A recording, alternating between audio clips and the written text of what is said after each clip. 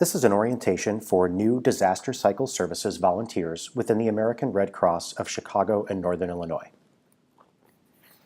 First, we thank you for choosing to volunteer in Disaster Cycle Services. We couldn't do this important work without people like you. As you progress through your steps as a new volunteer, we want you to feel welcome and supported along the way. So you should know about the Disaster Workforce Engagement Team. It's a team that supports hundreds of disaster volunteers across our territory. You can think of us as kind of like a customer service team for volunteers. We handle things like your onboarding, training, deploying, recognition, and many other important behind-the-scenes tasks. Contact us anytime you need something and aren't sure who to ask. It's helpful if you can email us for most things, but feel free to call if you need something time-sensitive. You'll find this contact information within the email you were sent with the link to this video. The goal of this orientation is to help you confirm which position within disaster is right for you based on your interests and availability.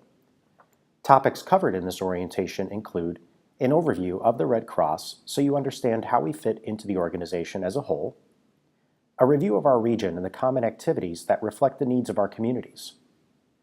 We'll take a look at the systems that all of us in disaster use to stay connected and keep everything organized. And we'll conclude by outlining next steps so you're clear on exactly what to do from here. Zooming all the way out here, the International Red Cross and Red Crescent movement is a global humanitarian network of 80 million people that helps those facing disaster, conflict, and health and social problems. It consists of the International Committee of the Red Cross, the International Federation of Red Cross and Red Crescent Societies, and the 191 National Red Cross and Red Crescent Societies, which we are one of. A red crescent is used in countries that may attribute different meanings to a red cross. The American Red Cross mission is to prevent and alleviate human suffering in the face of emergencies by mobilizing the power of volunteers and the generosity of donors. While we are mandated by the U.S. government, we are not supported by it, so the vast majority of our operations are driven by donor dollars and volunteers. Our mission is carried out within each of these areas, which are referred to as lines of service. Our line of service is formally called Disaster Cycle Services, but you'll often hear people refer to it as Disaster, Disaster Services, or DCS for short. In addition to sheltering, feeding, and providing emotional support to disaster clients, the American Red Cross also collects and distributes life-saving blood products, teaches skills that save lives, provides international humanitarian aid, and supports military members and their families. All lines of service also operate within the guidelines of the fundamental principles of the International Red Cross and Red Crescent movement. They were developed based on the movement's experience responding to suffering and needs over the previous century.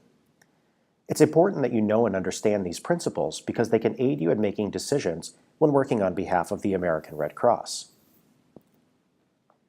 Humanity and impartiality mean that we help people when they're suffering, and do so without discrimination as to nationality, race, religious beliefs, class, citizenship status, or political opinions. Neutrality and independence mean that we don't take sides when it comes to hostilities and controversies. And while we're subject to the laws of our respective governments, we maintain autonomy so we can operate within these fundamental principles. Voluntary service means we're not doing this for personal gain.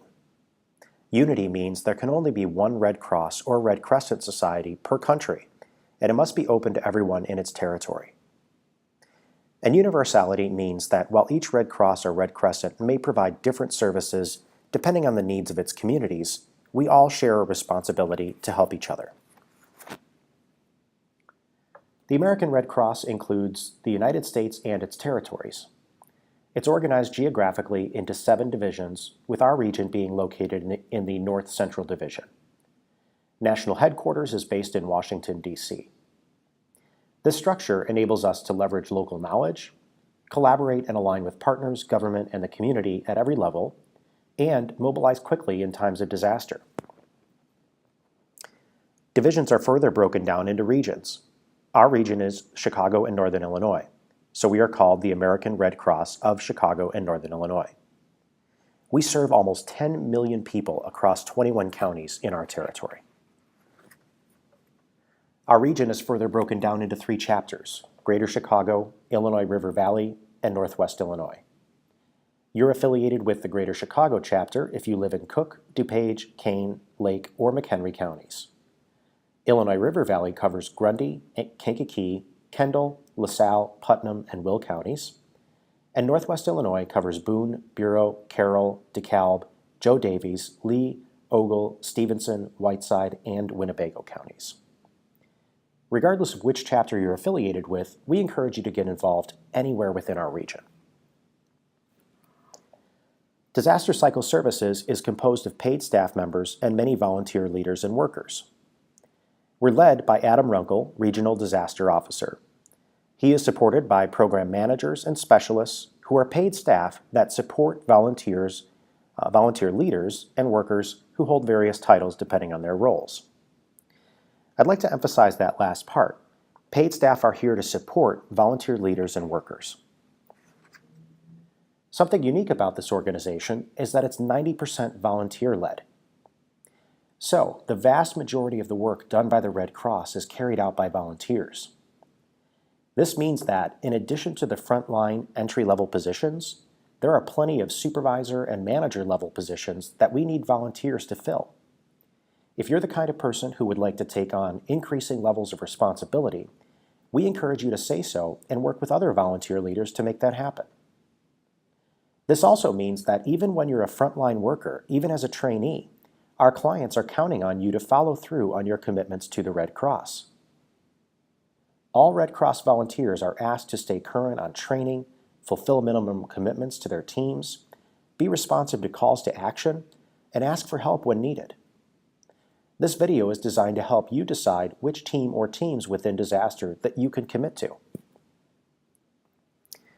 With that context in mind, let's review the different volunteer opportunities within disaster. In Disaster Cycle Services, we help individuals, families, and communities prepare for, respond to, and recover from disasters of all kinds. These 3 phases, prepare, respond, and recover, are the key components of the disaster cycle. Before reviewing common activities within disaster, we need to look at the differences between what are called steady and operational states. You may also hear some Red Crossers use the term blue sky and gray sky. Steady state, or blue sky, refers to activities that we do at all times, like preparedness efforts and responding to small-scale disasters in our region. Operational state, or gray sky, refers to the work that we do when a large-scale incident occurs that requires significant resources. You can generally think of an operational state kicking in when we need to spend more than one day responding to a disaster. A large-scale incident that brings us into an operational state is formally referred to as a disaster relief operation, or DRO. Steady-state activities must continue as usual even when we're dealing with a large-scale disaster. This means that even if you can't help with a DRO, you can still help out a great deal by supporting steady-state activities to make sure they continue operating smoothly. The Red Cross is known for responding to large disasters like hurricanes and wildfires. But a lesser-known fact is that we also respond to small-scale incidents like a single-family house fire. In fact, our region typically responds to 3 or 4 incidents every single day, with 90% of them being home fires. Regardless of the disaster size, our response to it always starts locally, and we call in additional resources as the size of an incident grows. Some days we deal with 12 or more incidents across the region, so it's important that we have a large workforce that's fully trained and at the ready. Now, you may have signed up to volunteer for large disasters outside of our region, and we thank you for doing so.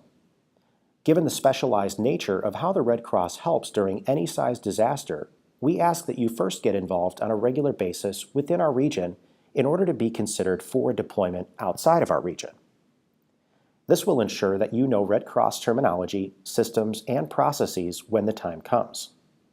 Plus, volunteers that are involved several hours per month have a greater sense of purpose and satisfaction with their roles, and are more comfortable responding when disaster strikes. We'll touch on deploying again at the end of this video, including how to learn more about fast-tracking your ability to deploy with the Red Cross. Now we'll review the common steady-state activities within our region so you know what volunteer opportunities are available and the kind of commitment you'd be making by participating in them. You should know that it's perfectly okay to switch activities, so if you ever come to a point where you think something else might be a better fit, I encourage you to contact Workforce Engagement to talk about it. The Home Fire Campaign is a preparedness activity where Red Cross volunteers install free smoke alarms. This is probably one of the easiest activities for new volunteers to get involved in. These event-based opportunities are great for volunteers that want to be in the field, working within the community, and may have more intermittent availability. Training is provided the morning of an install event, but it's helpful if you can watch about 30 minutes worth of YouTube videos before your first install event. And if you're not comfortable doing the actual installation, you can help with the support roles needed to educate clients and document our efforts. The Pillowcase Project is another preparedness activity where Red Cross volunteers teach youth ages 8 to 11 about natural hazards, safety, emotional coping skills, and personal preparedness. This program is great for volunteers that love to teach kids and are passionate about the American Red Cross mission. You don't need a teaching certification, but this role does require training that we would provide you with, and you'd also co-teach with an experienced instructor at first. Time commitments vary for this role, but you should expect to commit at least 6 hours per month during elementary school hours. Responding to disasters consumes a lot of our time. We provide comfort and help people with their immediate needs when they're affected by a disaster that displaces them from their home. Most often in our region, it's house fires, but we also respond to other types of incidents like weather-related disasters. These immediate needs that we help with are shelter, food, water, clothing, prescriptions, basic medical equipment, eyeglasses, mental health, and spiritual care. All of these services are provided to clients at no cost to them. This is achieved through the generosity of our donors and volunteers. Let's imagine a single-family house fire. A call comes into our 24-hour emergency phone number. The Sycamore Fire Department is calling to request assistance for a family of 4 displaced from their home, and they have nowhere to stay tonight.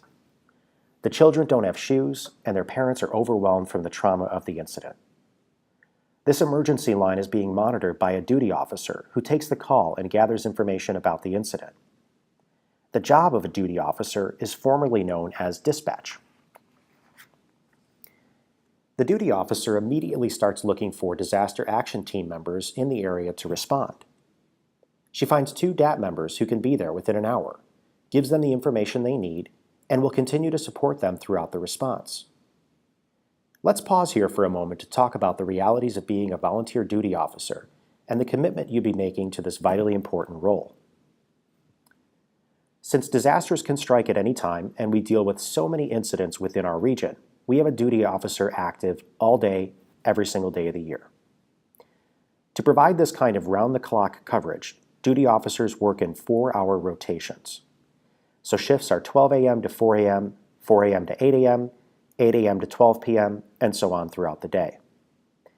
As a duty officer, you'll get access to a shared calendar to see what shifts need coverage and sign up for the ones that work for your schedule. To stay current and practiced in the role, we ask that duty officers complete a minimum of 3 shifts per month and attend the monthly team meeting. Since a timely response is so important for our clients, duty officers must be able to work comfortably over the phone and using a computer in what can be a fast-paced environment. You can perform this job from home once you're trained and capable of working independently.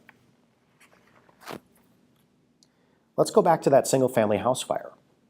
2 disaster action team members have arrived on the scene and are scoping out the situation. They work with the fire chief to get information about the incident, including how many people were affected and whether they'll be able to stay in their home that night. The lead disaster action team member finds the clients, explains that we're there to help, and talks with them to find out what they need. Blankets, clothing, snacks, and water are quickly distributed to the clients, and even first responders if needed. As the family's most immediate needs are taken care of, the DAT members will soon begin to discuss other needs like housing, prescriptions, and eyeglasses. Soon they'll be able to create a case for the family and issue financial assistance for immediate housing and other things like clothing and shoes. They'll also be able to make referrals to other Red Cross disaster recovery teams that include health services, mental health, and spiritual care. Finally, the DAT members will coach the family on their steps to recover. A traumatic incident like a house fire is often overwhelming, so the conversation and materials about recovery steps are vital.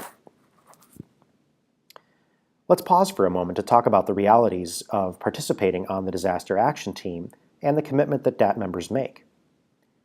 Similar to the duty officer team, we use a 24-hour system to ensure that we always have DAT volunteers who can respond. So DAT members put themselves on call in 4-hour blocks of time and stay tuned to their phone for the call to action. A shared calendar will show you what shifts need coverage and allow you to sign up for the ones that work for your schedule. Keep in mind that just like the duty officer's schedule, the DAT calendar needs coverage at all times, especially during holidays, overnights, and weekends, when many of us tend to be busy with other commitments. We do ask that DAT members put themselves on call at least one shift per week and that they're willing to drive up to an hour from home to respond. This also means that you'd be willing to respond to any area within that 1-hour drive. And finally, DAT members are some of the most broadly trained volunteers, so they'll cross-train to learn about related areas like opening and operating an emergency shelter. This house fire we've been talking about has really taken its toll on the family. Among other things, 3 of them have prescriptions that they need help with replacing, along with eyeglasses and a nebulizer needed for the youngest one. This is where the Disaster Health Services team comes in. When DAT members in the field identify a need for health-related items, they submit a referral, and someone from Disaster Health Services calls the client to help, typically arranging for emergency prescription replacement, but also helping with eyeglasses and basic medical equipment. I'd like to emphasize that 95% of the time, health services are provided over the phone on the local level. It's really during large-scale incidents when you might be asked to do this job in person. To consistently provide health services across our entire region, this team works on an on-call system that uses 24-hour shifts. However, you're typically not asked to work outside of pharmacy hours. We ask that you complete 1 shift per month to participate on the Disaster Health Services team. Again, you must be comfortable doing this type of work over the phone, as that's how it's done most of the time on the local level. Participating in health services does require a medical credential, which includes LPN, MD, physician assistant, EMT, paramedic, nurse practitioner, or RN. Disasters can be extremely stressful for those impacted. The disaster mental health and spiritual care teams help clients work through their emotions following a disaster. Similar to a health services request, an on-call disaster mental health or spiritual care member calls the client that would like to speak with someone along those lines. While the mental health and spiritual care teams are separate, their structure is the same, so they're described together here. To consistently provide mental health and spiritual care services across our entire region, these teams work on an on-call system that uses 12-hour shifts. We ask that you complete 1 shift per month to participate on the disaster mental health or spiritual care teams. Again, you must be comfortable doing this type of work over the phone, as that's how it's done most of the time on the local level. Participating in mental health does require a professional credential like a licensed clinical social worker or other credential that qualifies you to provide counseling services. Participating in spiritual care typically requires that you've been a chaplain in good standing with another organization. Ask Workforce Engagement for more details if you have a question about whether your credentials qualify. Now that our family of 4 has their immediate needs for the first few days covered, they might need some additional help in the weeks following. This is where the casework and recovery team comes in. Caseworkers field incoming calls and follow up with clients in the days and weeks following their disaster. Since the Red Cross focuses on the first few days after a disaster, we're often helping clients connect with community organizations that are positioned to handle their longer-term needs, things like food pantries, housing organizations, and clothing donations. Local caseworkers operate in 4-hour shifts Monday through Friday, 9 a.m. to 5 p.m. We ask that you commit to at least 2 shifts per month. The casework team in our region uses a Google Voice phone number to make it easy for multiple people to rotate in and out of active duty. So you must be willing to download and use the free Google Voice app on your smartphone. And while we need caseworkers operating from Red Cross offices, you can work from home once you're trained. Now let's imagine that our duty officer receives a call about a large apartment fire. It's estimated that over 80 units are affected and nobody will be able to get back into their apartments tonight. Disaster action team members quickly get to the scene and confirm this information. They do the best they can with supplies from their cars, but more DAP members and supplies are needed.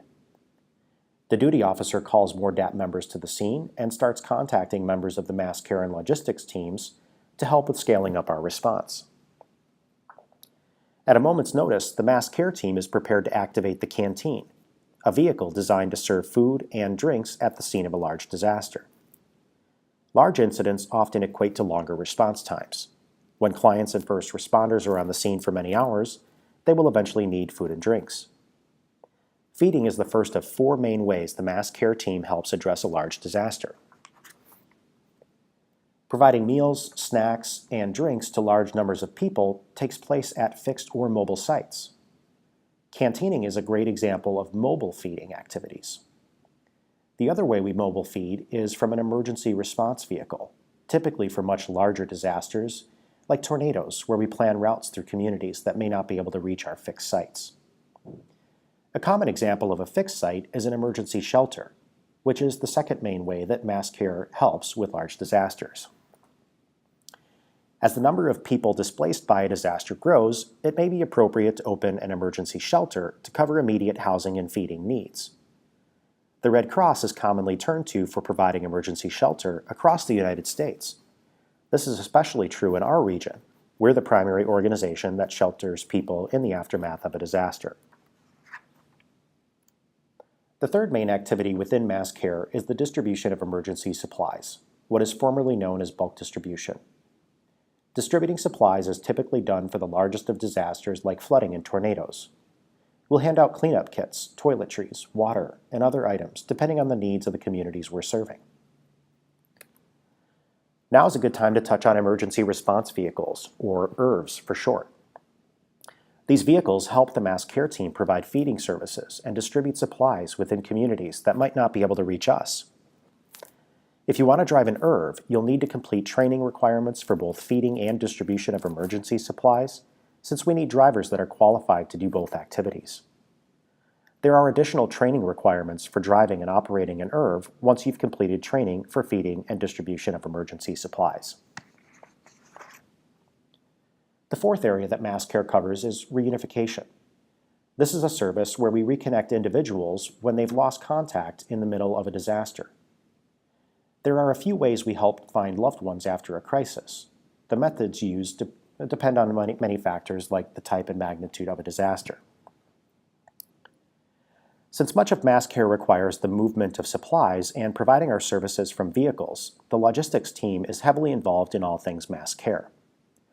Key responsibilities of the logistics team are to make sure our various vehicles are in a state of readiness, inventory, restock, and haul shelter trailers, drive large vehicles like a box truck, and resupply disaster action teams throughout the region. Since large disasters can occur at any time, we must use every chance we can get to prepare for the next big response. Volunteers interested in mass care or logistics are encouraged to participate at least once per month, including preparation and response activities. You'll be encouraged to cross-train so you can perform multiple mass care jobs. And it really helps when you can stay tuned to your email, since that's how we'll often begin recruiting for large disasters. Next, we're going to review some of the lesser-known yet still important behind-the-scenes activities that are key to serving clients on the scale that we do. The Disaster Services Technology team ensures technology is ready to deploy for larger disasters.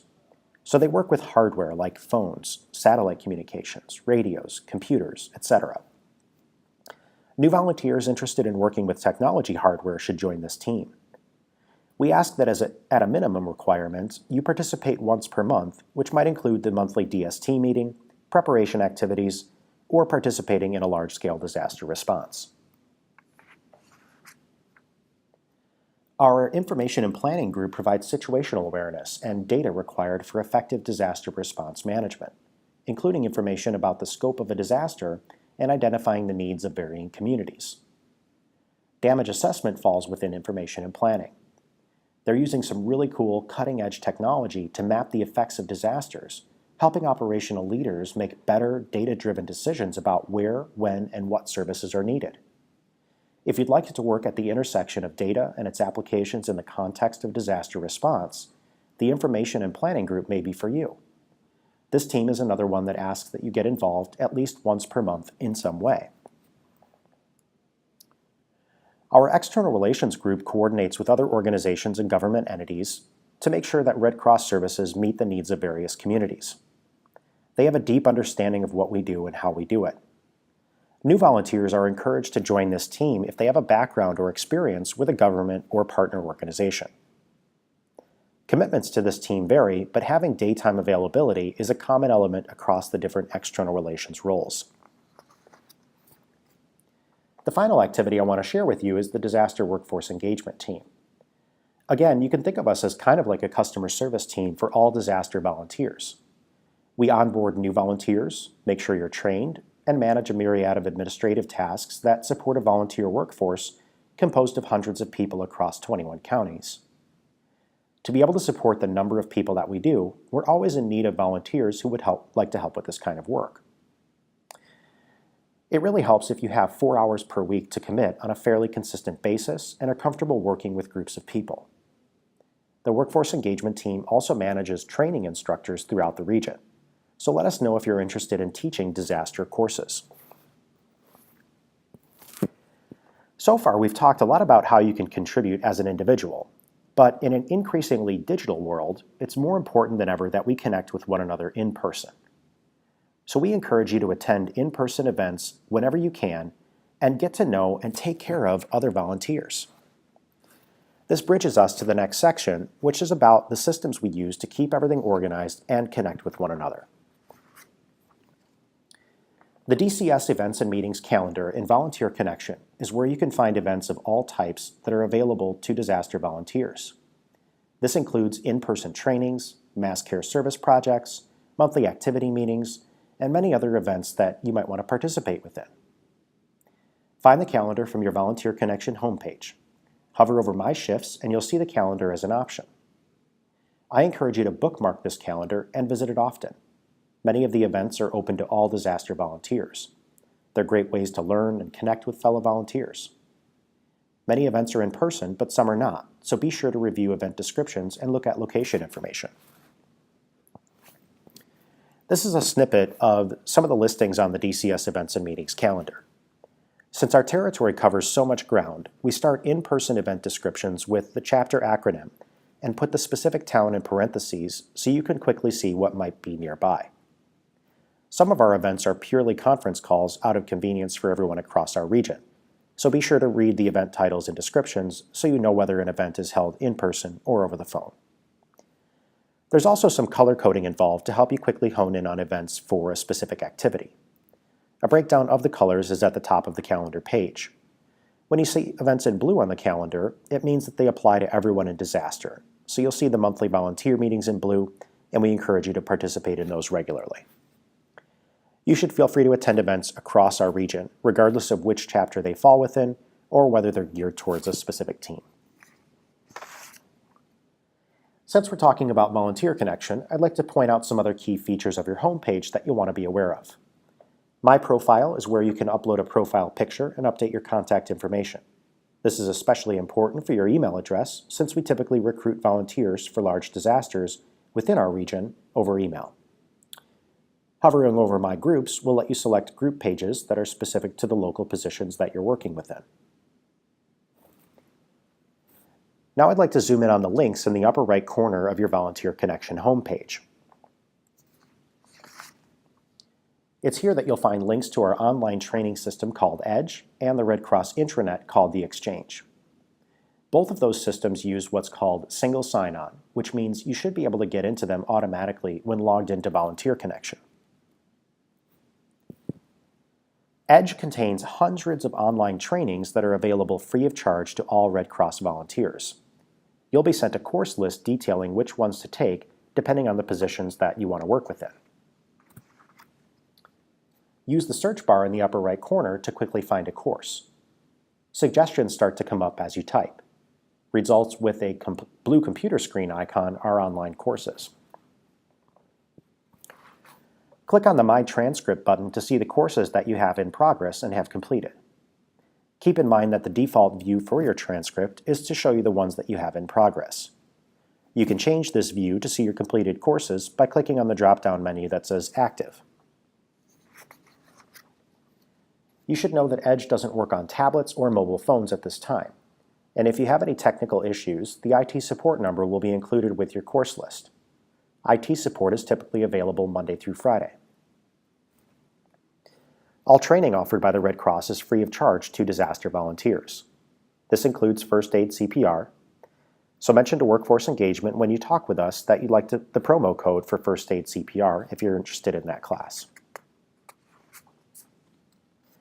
The Exchange is our Red Cross intranet where you can find documents and information published by the national level of the American Red Cross. So if you're ever looking for the latest information or guidance on a certain topic, odds are that you'll find it in the Exchange. I recommend using the keyword search box in the upper right corner when you need something. Back to your Volunteer Connection homepage one more time to discuss an important topic, volunteer hours. It's important for us to track the time you put in because we're funded by donors, and it helps us tell the story of the great work that you've been doing. Most of the hours you work will automatically be entered for you, but there are times when you'll have to manually enter your hours on your own. Typical things that you'll want to manually enter hours for include driving time, meetings not on the DCS events and meetings calendar, phone calls, emails, reading time, and this orientation video since it's not housed within Edge, which reports your online training hours automatically. Please note that you will begin to have access to Volunteer Connection, Edge, and the Exchange starting the day following your next conversation with Disaster Workforce Engagement. This is because your application won't be accepted into the disaster line of service until you confirm which position you want to work within. Once that happens, it will take an overnight update for you to have access to these systems. Now that you're more familiar with the volunteer opportunities available within Disaster Cycle Services, it's time to decide which steady state position or positions you want to work within. However, you probably have some questions that you'd like to discuss before committing to something. So as your next step, we'd like you to call Workforce Engagement on 312-767-8019 to discuss any questions you might have and make sure you're on the right path based on your interests and availability. Following that call, you'll be emailed information about subsequent steps based upon the position you want to work within. Typical steps once you've decided on a position are to complete a job induction, which is a crash course in how we perform the job within our region. You'll also want to complete a series of online trainings which provide deeper context and knowledge about how we operate in disaster. You'll be asked to submit a health status record, and this is to ensure that we don't ask you to do anything that you physically cannot or should not be participating in. And then you'll receive instructions for how to request your ID badges. Since you may already be familiar with the Red Cross or feel confident in what position you want to work within, you can skip the call to Workforce Engagement if you like. Simply email dcsnewvolunteer@redcross.org stating the position that you want to work within, and someone will respond with an email detailing your specific next steps. If you're interested in deploying now or at some point in the future, you can sign up for a Deployment Q&A conference call, which will help you quickly move down that path as well. Deployment Q&A conference calls can be found in pink on the DCS events and meetings calendar in Volunteer Connection. Be sure to review the event description as we ask you to complete some pre-work before the call so we can have an informed discussion. Deploying with the Red Cross is exceptionally rewarding, just as helping here at home is. You'll get to meet Red Cross volunteers and staff from all across the U.S. and apply your skills to serve clients in their greatest time of need. The experience of deploying will stick with you for life. As you consider possibly deploying with the Red Cross, you should know that it typically requires patience and flexibility. Disasters and their aftermath are chaotic by nature. Patience and flexibility are essential to helping our clients recover. These traits are important on the local level, but even more so when you deploy. Only those active within our region will be considered for a deployment. This ensures that you're familiar with Red Cross systems and processes before you're deployed somewhere else and are expected to work independently within the guidance of operational leadership. Most deployments require a 2-week minimum commitment. 10-day minimum commitments are usually accepted for health services, mental health, and spiritual care. Much of the work and training that you complete locally does fulfill requirements for deployment roles, but there may be additional training or other requirements to qualify for certain roles. And finally, thank you for signing up to volunteer with us. Be sure to contact Workforce Engagement so we can help you with your questions and send information on next steps based upon how you want to get involved. We look forward to working with you on this mission to alleviate human suffering in the face of emergencies.